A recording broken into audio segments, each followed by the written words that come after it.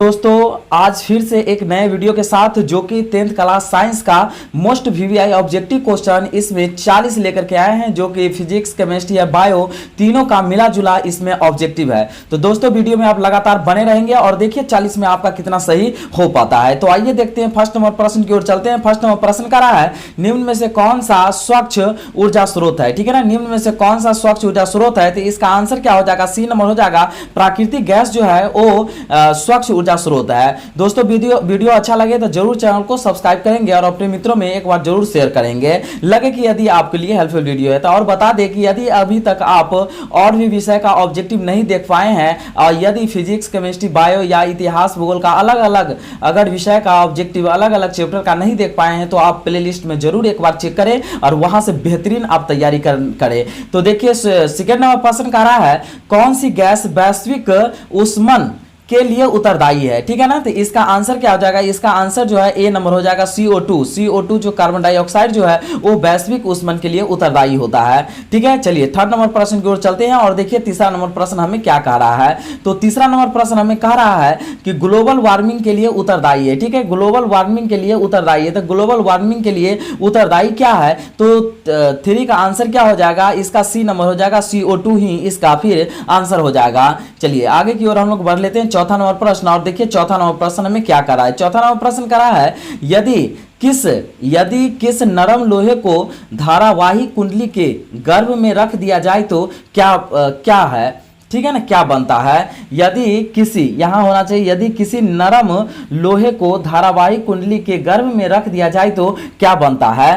तो इसका 4 का आंसर क्या हो जाएगा, 4 का आंसर बी नंबर हो जाएगा, विद्युत चुंबक बन जाता है। ठीक है, चलिए पांचवा नंबर प्रश्न की ओर चलते हैं और देखिए पांचवा नंबर प्रश्न क्या कर रहा है, विद्युत फ्यूज काम करता है। ठीक है ना, विद्युत फ्यूज काम करता है तो कैसे काम करता है, इसका आंसर क्या हो जाएगा, ए नंबर हो जाएगा, धारा के उसमें प्रभाव पर काम करता है। ठीक है, चलिए नेक्स्ट प्रश्न की ओर हम लोग चलते हैं, छठा नंबर प्रश्न और देखिए छठा नंबर प्रश्न क्या कर रहा है, फ्लेमिंग के वाम हस्त नियम में बाएं हाथ की तर्जनी संकेत करती है।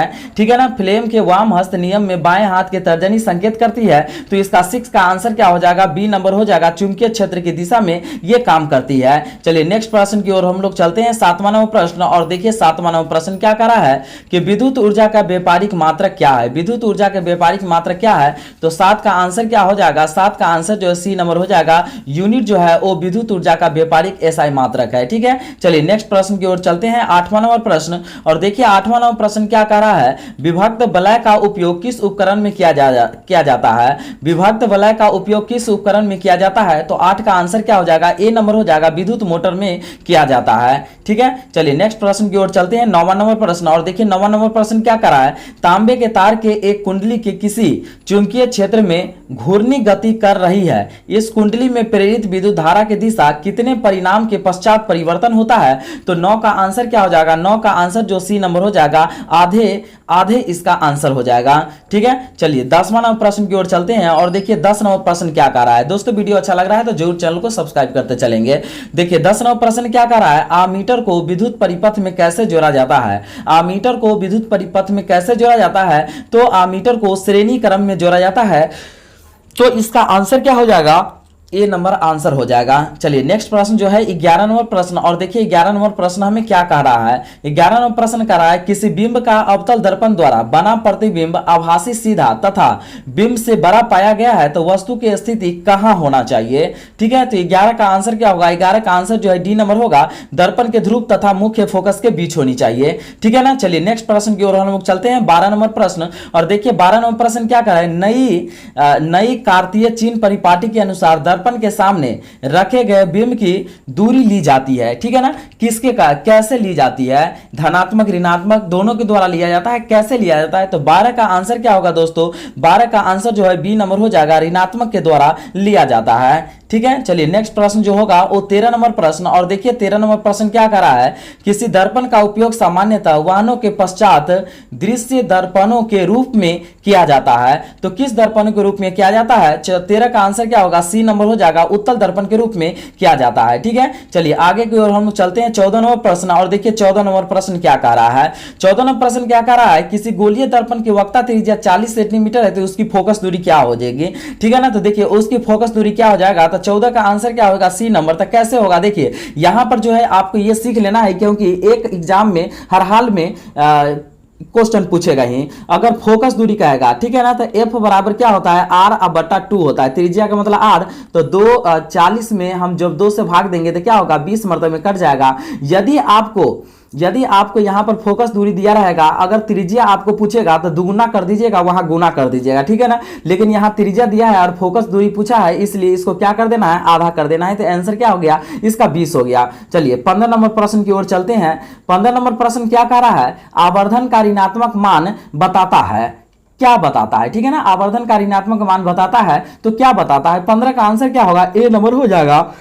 वस्तु के सापेक्ष प्रतिबिंब उल्टा है। वस्तु के सापेक्ष प्रतिबिंब क्या है? तो उल्टा है, तो इसका आंसर ए नंबर हो जाएगा, ठीक है। चलिए नेक्स्ट प्रश्न की ओर हम लोग चलते हैं। 16 नंबर प्रश्न, और देखिए 16 नंबर प्रश्न क्या कर रहा है? वास्तविक वस्तु का आभासी प्रतिबिंब, वास्तविक वस्तु का आभासी प्रतिबिंब बनता है, ठीक है ना। वास्तविक वस्तु का आभासी प्रतिबिंब बनता है, तो कैसे बनता है? तो 16 का आंसर क्या हो जाएगा? ए नंबर हो जाएगा। समतल दर्पण में जो है ना वस्तु का आभासी प्रतिबिंब बनता है, ठीक है। चलिए नेक्स्ट प्रश्न की ओर चलते हैं हम लोग। 17 नंबर प्रश्न, और देखिए 17 नंबर प्रश्न क्या कर रहा है? पुतली के साइज को नियंत्रित करने वाला गहरा पेशीय डायफ्राम क्या कहलाता है? ठीक है, तो 17 का आंसर क्या होगा? 17 का आंसर नंबर जो है ए हो जाएगा। परितारिका ये कहलाएगा, ठीक है। चलिए आगे की ओर हम लोग बढ़ते हैं यहां पर। और 18 नंबर प्रश्न देखिए, 18 नंबर प्रश्न क्या कर रहा है कि निकट दृष्टि दोष दूर करने के लिए किस लेंस का व्यवहार किया जाता है? निकट दृष्टि दोष दूर करने के लिए किस लेंस का व्यवहार किया जाता है? तो 18 का आंसर क्या हो जाएगा? 18 का आंसर जो है बी नंबर हो जाएगा।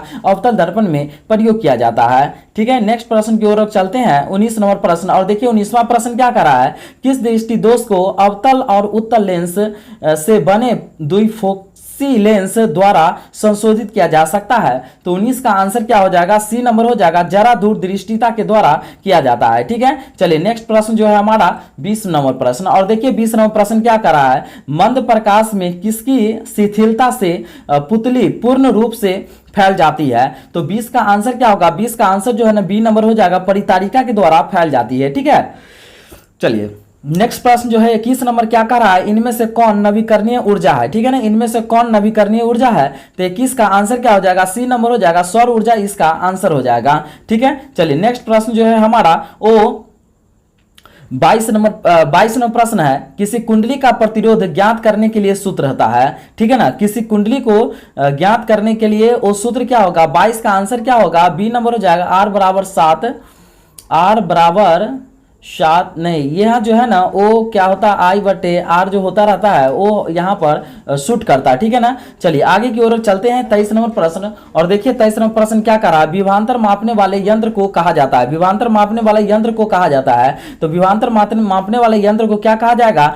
तो वोल्टमीटर कहा जाता है। क्या कहता है? वोल्टमीटर कहा जाता है, तो इसका आंसर बी नंबर हो जाएगा, ठीक है। चलिए आगे की ओर चलते हैं। 24 नंबर प्रश्न, और देखिए 24 नंबर प्रश्न क्या कर रहा है? 1 वोल्ट कहलाता है, ठीक है ना। 1 वोल्ट कहलाता है। 1 वोल्ट क्या कहलाता है? तो इसका आंसर क्या हो जाएगा? बी नंबर हो जाएगा। जूल प्रति कूलम कहलाता है, ठीक है। चलिए नेक्स्ट प्रश्न की ओर चलते हैं। 25 नंबर प्रश्न, और देखिए 25 नंबर प्रश्न क्या कर रहा है? दूरदृष्टि वाली आंख साफ साफ देख सकती है, ठीक है ना। दूरदृष्टि दोष वाली आंख साफ साफ देख सकती है। क्या देख सकती है? तो 25 का ए नंबर आंसर है। दूर की वस्तु को साफ साफ देख सकती है, ठीक है। चलिए 26 नंबर प्रश्न की ओर चलते हैं, और देखिए 26 नंबर प्रश्न क्या कर रहा है?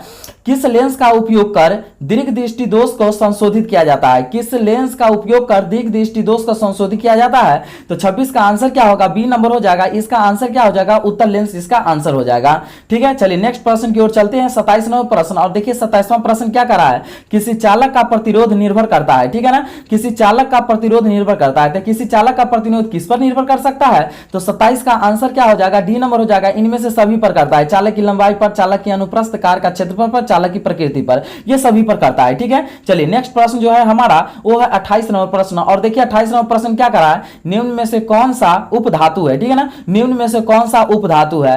तो 28 का आंसर क्या हो जाएगा? ओ सी नंबर हो जाएगा। GE जो है ना वो क्या है? तो एक उपधातु है, ठीक है। चलिए आगे की ओर चलते हैं। 29 नंबर प्रश्न, और देखिए 29 नंबर प्रश्न क्या कर रहा है? निम्नलिखित में से किसे चाकू से काटा जा सकता है? निम्नलिखित में से किसे चाकू से काटा जा सकता है? तो 29 का आंसर क्या हो जाएगा? ए नंबर हो जाएगा। LI के मतलब इसको क्या चाकू से काटा जाता है? LI मतलब क्या हो गया? सोडियम। सोडियम को जो है ना चाकू से काटा जाता है, ठीक है ना। चलिए आगे की ओर हम लोग बढ़ते हैं। 30 नंबर प्रश्न की ओर। और देखिए 30 नंबर प्रश्न क्या कर रहा है, सिनाबार किसका अयस्क है, ठीक है ना, सिनाबार किसका अयस्क है, तो 30 का आंसर क्या हो जाएगा, 30 का आंसर जो है वो सी नंबर हो जाएगा, Hg, जिसको मरकरी कहा जाएगा, ठीक है ना, हैलोजन, तो वो जो है ना सिनाबार का अयस्क कहलाता है, ठीक है। चलिए आगे की ओर लोग बढ़ते हैं 31 नंबर प्रश्न। और देखिए 31 नंबर प्रश्न क्या कर रहा है, 31 नंबर प्रश्न जो है यहाँ पर का प्रयात्मक, दोस्तों ये मिस ये टाइप किया हुआ है। चलिए 32 नंबर प्रश्न की ओर चलते हैं। 32 नंबर प्रश्न क्या कह रहा है, डैश CHO अभिक्रियाशील मूलक को कहते हैं, ठीक है ना, CHO की अभिक्रियाशील मूलक ये कैसी अभिक्रियाशील मूलक होता है, तो 32 का आंसर क्या होगा, 32 का आंसर नंबर ए हो जाएगा, एल्डिहाइड इसको कहा जाएगा, ठीक है। चलिए नेक्स्ट प्रश्न की ओर चलते हैं। यहाँ 33 नंबर COH अभिक्रियाशील मूलक, यह किस तरह की अभिक्रिया कहलाएगा, जैसे यहाँ दिया रहेगा ऐसे, ठीक है ना, तो यह जो है किस तरह के अभिक्रियाशील मूलक कहलाएगा, तो 33 का आंसर क्या हो जाएगा, सी नंबर हो जाएगा, ये अम्ल कहलाता है, ठीक है ना। और ऐसे दिया रहेगा CHO, तो क्या हो जाएगा, एल्डिहाइड कहलाएगा, ठीक है ना। चलिए आगे की ओर चलते हैं 34 नंबर प्रश्न। और देखिए 34 नंबर प्रश्न क्या कर रहा है, निम्नलिखित में से कौन समावयी है, ठीक है ना, निम्नलिखित में से कौन समावयी है, तो 34 का आंसर जो है सी नंबर हो जाएगा, ठीक है। चलिए नेक्स्ट प्रश्न की ओर चलते हैं हम लोग 35 नंबर प्रश्न। और देखिए 35 नंबर प्रश्न क्या कर रहा है, विद्युत अपघटन में इलेक्ट्रॉनिक मुक्त होता है, विद्युत अपघटन में इलेक्ट्रॉन मुक्त होता है, तो इसका आंसर क्या हो जाएगा, ए नंबर, ए नोड पर जो है ना इलेक्ट्रॉन जो है क्या होता है, तो वो मुक्त हो जाता है। चलिए नेक्स्ट प्रश्न की ओर चलते हैं 36 नंबर प्रश्न। और देखिए 36 नंबर प्रश्न क्या कर रहा है, निम्न में से कौन सा यौगिक ईंधन के रूप में इस्तेमाल किया जाता है, निम्न में से कौन सा यौगिक ईंधन के रूप में इस्तेमाल किया जाता है, तो 36 का आंसर क्या हो जाएगा, ए नंबर हो जाएगा, इथेनॉल को जो है ना ईंधन के रूप में इस्तेमाल किया जाता है, ठीक है। चलिए नेक्स्ट प्रश्न की ओर चलते हैं 37 नंबर प्रश्न। 37 नंबर प्रश्न क्या, वर्ग के तत्व कहलाते हैं, ठीक है ना, वर्ग किस तत्व, वर्ग जो है ना वो कैसा तत्व कहलाता है, तो 37 का आंसर क्या, बी नंबर हो जाएगा, क्षार धातु कहलाता है, क्या कहलाता है, क्षार धातु कहलाता है। चलिए 38 नंबर प्रश्न की ओर चलते हैं। और देखिए 38 नंबर प्रश्न क्या कर रहा है, आधुनिक आवर्त सारणी में समूहों की संख्या है, ठीक है ना, आधुनिक आवर्त सारणी में समूहों की संख्या कितना होता है, तो 38 का आंसर क्या हो जाएगा, डी नंबर हो जाएगा, 18 आधुनिक आवर्त सारणी में समूहों की संख्या होता है, ठीक है। चलिए आगे की ओर चलते हैं 39 नंबर प्रश्न। और देखिए 39 नंबर प्रश्न क्या कह रहा है, अक्रिय तत्व कौन है, ठीक है ना। देखिए इस तरह के ये भी प्रश्न जो है आपके एग्जाम में आता ही रहता है, तो अक्रिय तत्व कौन है, तो 39 का आंसर क्या हो जाएगा, 39 का आंसर जो बी नंबर हो जाएगा, He मतलब हीलियम जो है ना वो क्या है, अक्रिय तत्व है, ठीक है। चलिए नेक्स्ट प्रश्न जो है हमारा 40 नंबर, और 40 नंबर प्रश्न को लास्ट करेंगे। और देखिए कि दोस्तों आपको वीडियो कैसा लगा, एक बार जरूर कमेंट बॉक्स में शेयर करेंगे, और साथ में जो है आपका 40 में कितना सही हो पाया एक बार ये भी जरूर आप कमेंट बॉक्स में शेयर करेंगे, बट चैनल को जरूर आप सब्सक्राइब कर लेंगे। तो 40 का आंसर क्या हो जाएगा, हमें बताने से पहले आप जरूर इसका आंसर बताएं, इनमें से कौन सी अधातु चमकीला है, तो इसका आंसर क्या हो जाएगा, डी नंबर हो जाएगा, ब्रोमीन जो है ना वो चमकीला अधातु कहलाता है। धन्यवाद दोस्तों।